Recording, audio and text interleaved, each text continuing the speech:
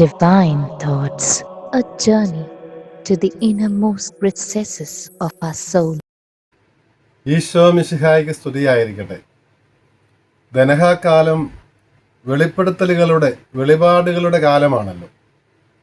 ഈശോയുടെ പരസ്യജീവിത കാലത്ത് നസ്രായനായ ഈശോ, പരിശുദ്ധ കന്യകയിൽ നിന്ന് ജനിച്ച ഈശോ ആരാണ് എന്ന് ലോകത്തിന് വെളിപ്പെടുത്തപ്പെട്ട സംഭവങ്ങളാണ് ധനഹാകാലത്ത് നമ്മൾ അനുസ്മരിക്കുന്നത്. ധനഹാകാലം ആരംഭിക്കുന്ന രംഗം മാമോദീസായുടെ വേളയായിരുന്നു. മാമോദീസായുടെ രംഗത്ത് പിതാവായ ദൈവം തന്നെയാണ് സ്വർഗം തുറന്ന് നസ്രായനായ ഈശോ ദൈവത്തിൻ്റെ പുത്രനാണ്, ഇവൻ്റെ പ്രിയപുത്രനാണ് എന്ന് സാക്ഷ്യപ്പെടുത്തിയത്. സുവിശേഷത്തിൽ മറ്റ് പല രംഗങ്ങളിലും മറ്റ് പലരും ഈശോയുടെ ദൈവികത ഏറ്റുപറയുന്ന രംഗങ്ങൾ നമ്മൾ കാണുന്നുണ്ട്. വിശുദ്ധ മർക്കോസിൻ്റെ സുവിശേഷത്തിൽ പിതാവായ ദൈവം തന്നെ രൂപാന്തരീകരണ വേളയിൽ ഈശോയുടെ ദൈവപുത്രത്വം വീണ്ടും ഏറ്റുപറയുന്നത് നമ്മൾ കേൾക്കുന്നുണ്ട്. അതുപോലെ തന്നെ ശ്രദ്ധേയമായ ഒരു കഥാപാത്രമാണ് പിശാച് അഥവാ സാത്താൻ.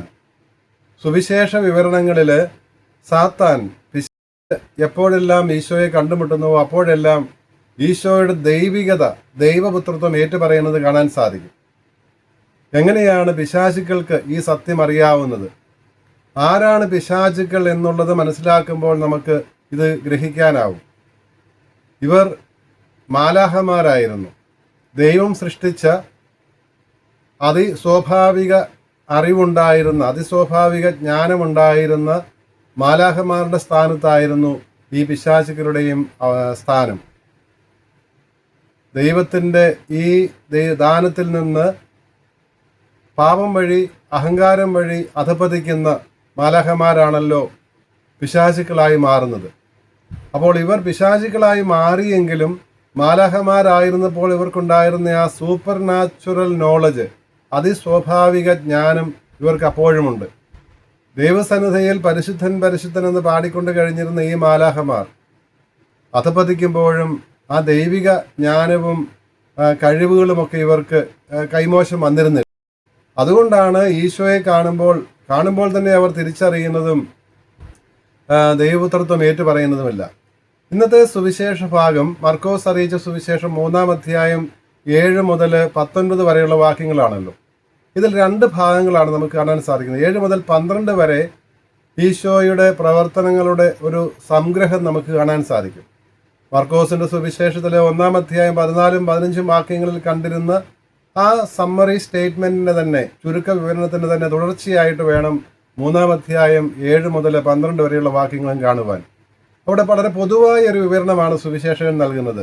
ഈശോയെ കേൾക്കുവാൻ വേണ്ടി ഇതുവരെയുള്ള അവിടുത്തെ പ്രബോധനം കേട്ടിട്ട്, പ്രവർത്തനങ്ങൾ കണ്ടിട്ട് യൂദയ, ഗലീലി മുഴുവനിലെയും ആൾക്കാർ ഈശോയുടെ ചുറ്റും വന്നിരുന്നു എന്നാണ് പറയുന്നത്. ആദ്യത്തെ വാചകത്തിൽ തന്നെ ഗലീലിയിൽ നിന്ന് മാത്രമല്ല, അങ്ങ് തെക്കുള്ള യൂദയായിൽ നിന്നും, യോർദാന്റെ മറുകരയിൽ നിന്നും, അകലെയുള്ള ഇദൂമിയായിൽ നിന്നും, ടയറിൽ നിന്നും, സീദോനിൽ നിന്നും എല്ലാം ആൾക്കാർ ഈശോയെ കേൾക്കാൻ വേണ്ടി വന്നിരുന്നുവെന്ന് സുവിശേഷൻ പറയുകയാണ്. ഈശോയ്ക്ക് പറയാനുണ്ടായിരുന്നത് ദൈവരാജ്യത്തെ സുവിശേഷം തന്നെയാണ്. ഈശോ പ്രവർത്തിച്ചിരുന്നത് തിന്മയുടെ ശക്തികൾക്കെതിരെയുള്ള പ്രവർത്തനങ്ങളായിരുന്നു. പിശാചുക്കളെ ബഹിഷ്കരിക്കുന്നതും രോഗികളെ സുഖപ്പെടുത്തുന്നതും എല്ലാം അതിൻ്റെ ഭാഗമായിരുന്നല്ലോ. അപ്പോൾ ഈ പ്രവർത്തനങ്ങൾ കാണുവാനും പ്രബോധനം ശ്രവിക്കുവാനുമായിട്ടാണ് ആൾക്കാർ ചുറ്റും കൂടി തിക്കിക്കൂട്ടിയിരുന്നത്.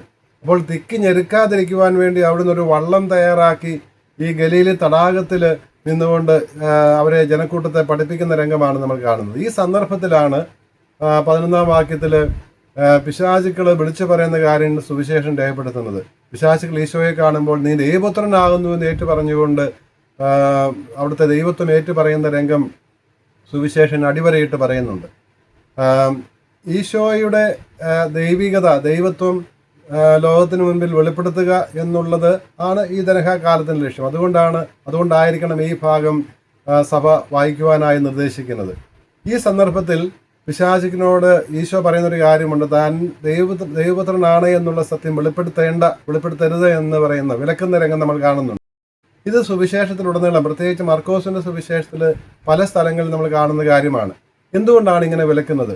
ഉദാഹരണത്തിന് 8-ാം അധ്യായം 29-ാം വാക്യത്തിൽ ഈശോ മിശിഹായാണ് എന്ന് പത്രോസ് ഏറ്റു പറയുമ്പോൾ പത്രോസിനോട് പറയും, ഞാൻ മിശിഹായാണെന്നുള്ളത് ഇപ്പോൾ ആരോടും പറയരുതെന്ന്. അത് എന്തുകൊണ്ടാണ് എന്നുള്ളത് തൊട്ട് പിന്നാലെ വരുന്ന 30-31 വാക്യങ്ങൾ നമുക്ക് കാണാൻ സാധിക്കും. 31 വാക്യത്തിൽ അവിടുന്ന് പറയുന്നുണ്ട്, മനുഷ്യപുത്രൻ നീ വിചാരിക്കുന്നത് പോലെയുള്ള ഒരു രാജാവല്ല, മറിച്ച് സഹിച്ച് മരിച്ച് ഉത്ഥാനം ചെയ്താണ് അവൻ രക്ഷകനായി തീരുന്നത് എന്ന്. ഇതേ മഹത്വം തന്നെയാണ് ഉത്ഥിതനായ മിശിഹായുടെ മഹത്വമാണ് രൂപാന്തരീകരണ മലയിൽ 9-ാം അധ്യായത്തിൽ ശിഷ്യന്മാർക്ക് ഈശോ കാണിച്ചു കൊടുക്കുന്നത്. ആ രൂപാന്തരീകരണ മലയിൽ നിന്ന് ഈശോയുടെ ദൈവിക മഹത്വം കണ്ട സ്ലീഹന്മാർ ഇറങ്ങി വരുമ്പോൾ 9-ാം അധ്യായം 9-ാം വാക്യത്തിൽ അവിടുന്ന് പറയുന്നത് നമ്മൾ കാണുന്നുണ്ട്, മനുഷ്യപുത്രൻ മരിച്ചവരിൽ നിന്ന് ഉയർക്കുന്നത് വരെ മലമുകളിൽ കണ്ട കാര്യത്തെക്കുറിച്ച് ആരോടും പറയരുതെന്ന്. എന്ന് പറഞ്ഞാൽ ഈശോയുടെ പരസ്യജീവിത കാലത്ത് പരസ്യമായി ഇവർ പ്രഘോഷിച്ചിരുന്നെങ്കിൽ ജനത്തിനുണ്ടായിരുന്ന ആ തെറ്റിദ്ധാരണ, അതായത് ഇസ്രായേലിനെ വിമോചിപ്പിക്കുന്ന, ഭൗതികമായി വിമോചനം നൽകുന്ന ഒരു രാഷ്ട്രീയൻ മാത്രമാണ്, ഒരു ഭൗതിക രാജാവ് മാത്രമാണ് എന്നുള്ള ചിന്തയ്ക്ക് ബലം വർദ്ധിക്കുമെന്നുള്ളത് കൊണ്ടായിരുന്നു അവിടെ നിന്ന് പറഞ്ഞത്, ഇപ്പോൾ നിങ്ങൾ ഇത് പറയരുതെന്ന് പറയുന്നത്.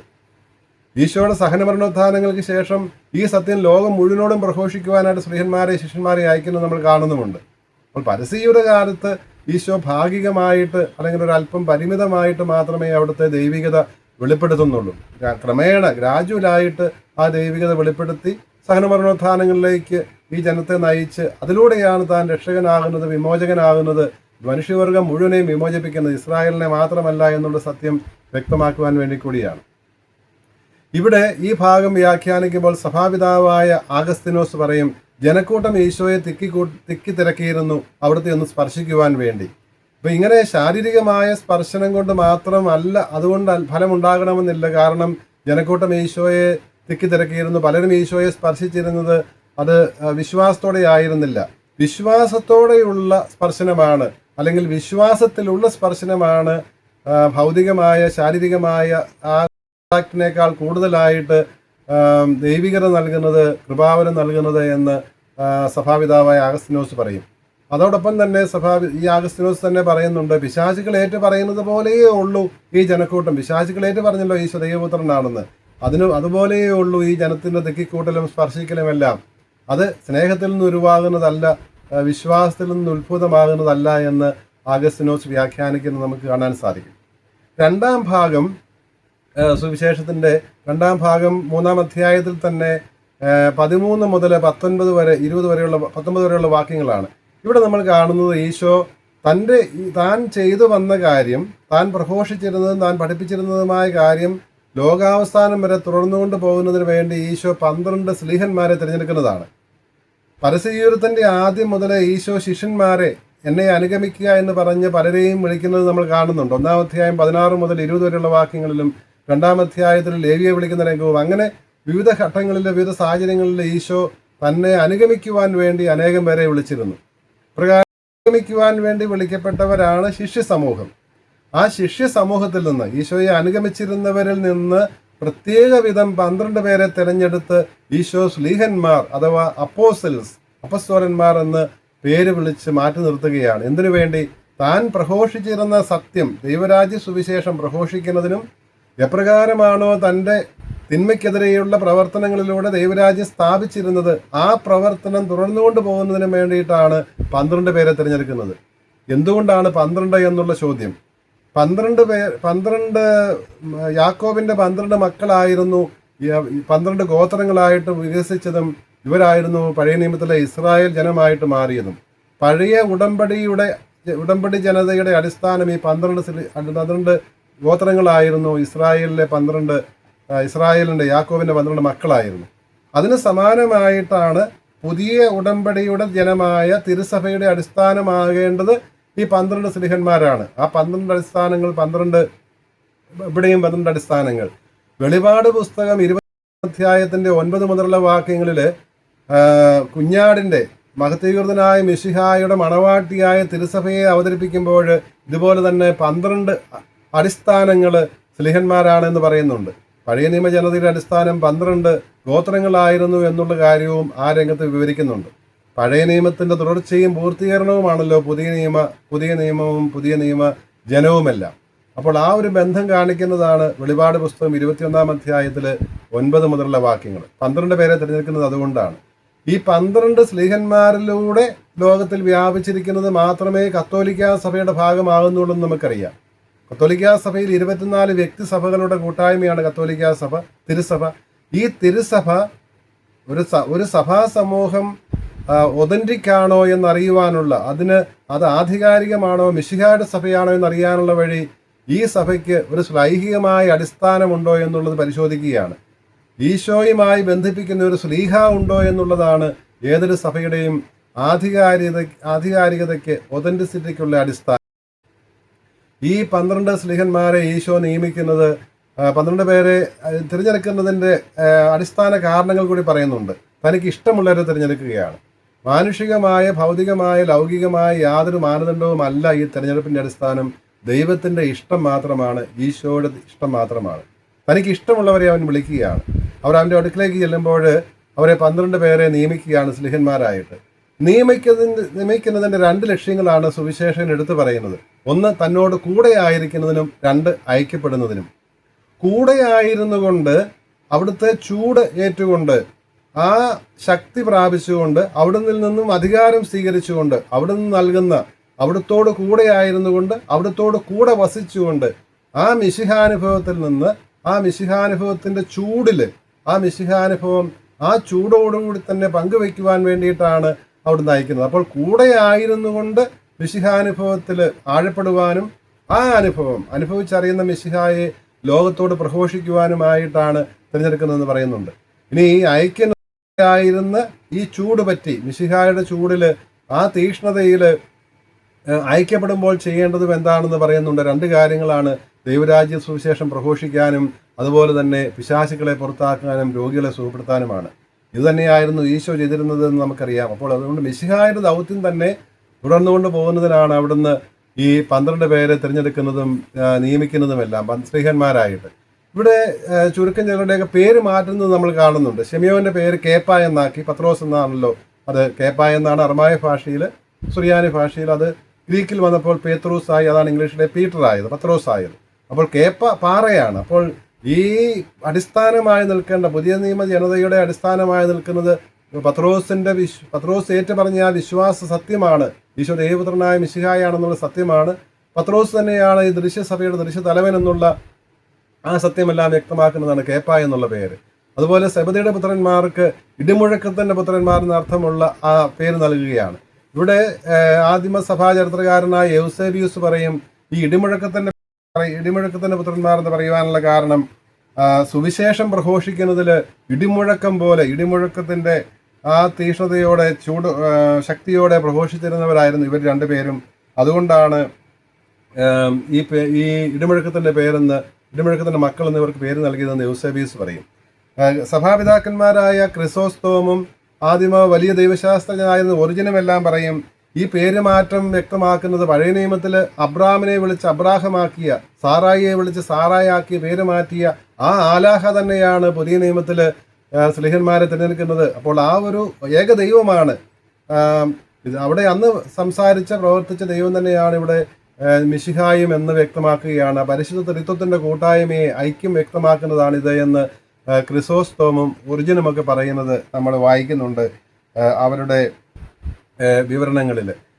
ബീഡ് എന്ന സഭാപിതാവ് മത്തായി, ഇവിടെ മർക്കോസിന്റെ സുവിശേഷത്തിൽ പറയുന്നതിൽ മത്തായി തന്നെക്കുറിച്ച് തന്നെ പറയുന്ന രംഗത്തിൽ 10-ാം അധ്യായം 3-ാം വാക്യത്തിൽ മത്തായിയുടെ സുവിശേഷത്തിൽ ചുങ്കക്കാരൻ ലേവി മത്തായി എന്ന് എടുത്ത് പറയുന്നുണ്ട്. അപ്പോൾ ആ ചുങ്കക്കാരായിരുന്നെങ്കിലും പരസ്യഭാവികളായിരുന്നെങ്കിലും അവർക്കും മിശിഹ നൽകുന്ന രക്ഷയിൽ അനുദപിക്കുന്നെങ്കിൽ പങ്ക് ലഭിക്കാമെന്നുള്ള സൂചനയ്ക്ക് വേണ്ടിയാണ് എന്ന് ബീഡ് പറയുന്നത് നമ്മൾ കാണുന്നുണ്ട്. ഈ കൂടെ ആയിരിക്കുവാൻ വേണ്ടിയാണ് വിളിക്കപ്പെടുന്നത്. ഈ കൂടെ ആയിരുന്നുകൊണ്ട് മാത്രമേ, ദൈവം കൂടെ ഉണ്ടെങ്കിൽ മാത്രമേ അവിടുത്തെ ദൗത്യം തുടരാൻ സാധിക്കുകയുള്ളൂ, അവിടുത്തെ ദൈവരാജ്യ സ്ഥാപനത്തിൽ പങ്കുചേരാൻ സാധിക്കുകയുള്ളൂ എന്ന് വ്യക്തമാക്കുന്നതിനുള്ള രംഗങ്ങളാണ് പഴയ നിയമ വായനകൾ നമ്മൾ കാണുന്നത്. പഴയ നിയമത്തിൽ ഇസ്രായേൽ ജനതയുടെ നായകനായിട്ട് മൂശയായിരുന്നു. മൂശയ്ക്ക് ശേഷം ഇസ്രായേൽ ജനത്തെ വാഗ്ദത്ത നാട്ടിലേക്ക് പ്രവേശിപ്പിക്കേണ്ടിയിരുന്നത് ജോഷുവയായിരുന്നു. ആ ജോഷുവയെ നിയമിക്കുന്ന രംഗമാണ്, പിൻഗാമിയായി മൂശ നിയമിക്കുന്ന രംഗമാണ് നിയമാവർത്തന പുസ്തകം 31-ാം അധ്യായത്തിൽ കാണുന്നത്.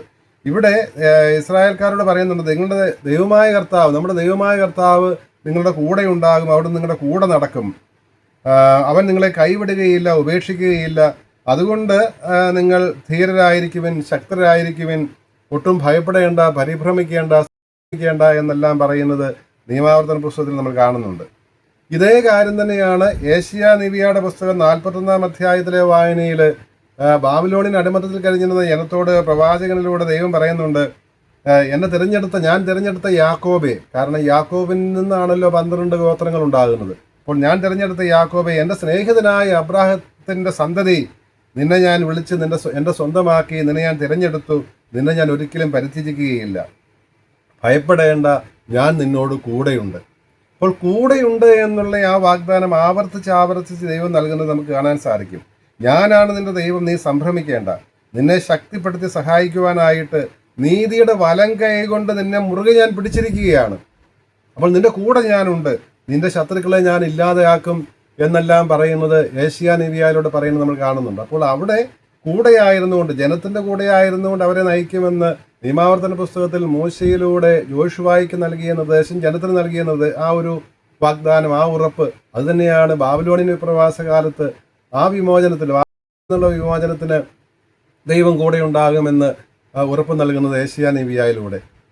ഇതുമായിട്ട് ബന്ധിപ്പിച്ച് വേണം എന്ത് ലക്ഷ്യത്തോടെയാണ് ഈശോ സ്ത്രീയന്മാരെ വിളിച്ചത്, തന്നോട് കൂടെയായിരിക്കുവാനും. ഈശോയുടെ കൂടെ ആയിരുന്നുകൊണ്ട്, അവിടുത്തിൽ വസിച്ചുകൊണ്ട്, അവിടുത്തോട് കൂടെ വസിച്ചുകൊണ്ട് മിശിഹാനുഭവത്തിൽ വളരുവാനാണ് നമ്മുടെയും വിളി. അപ്പോൾ ഈ ദനഹാകാലത്ത് സഭ നമ്മയും ക്ഷണിക്കുന്നത് അതിനു വേണ്ടിയിട്ടാണ്, മിശിഹായുടെ കൂടെ ആയിരിക്കാൻ, അവിടുത്തോട് അടുത്തായിരിക്കാൻ, നമ്മുടെ കരം പിടിച്ച് നമ്മെ നടത്തുന്ന ആ ദൈവത്തിൻ്റെ സാന്നിധ്യം അനുഭവിക്കുവാൻ, ദൈവാനുഭവത്തിൽ ആഴപ്പെടുവാൻ. എന്തിനു വേണ്ടിയിട്ടാണ്? ഈ അനുഭവത്തിൽ നിന്ന്, ഈ മിശിഹാനുഭവത്തിൽ നിന്ന് അവിടുത്തെ ആ സുവിശേഷം, ദൈവരാജ്യത്തിൻ്റെ സുവിശേഷം നമ്മുടെ ജീവിതം കൊണ്ടും നമ്മുടെ വാക്കുകൾ കൊണ്ടും പ്രവൃത്തികൾ കൊണ്ടും പ്രഘോഷിക്കുവാനും ദൈവരാജ്യം സ്ഥാപിക്കുവാനും.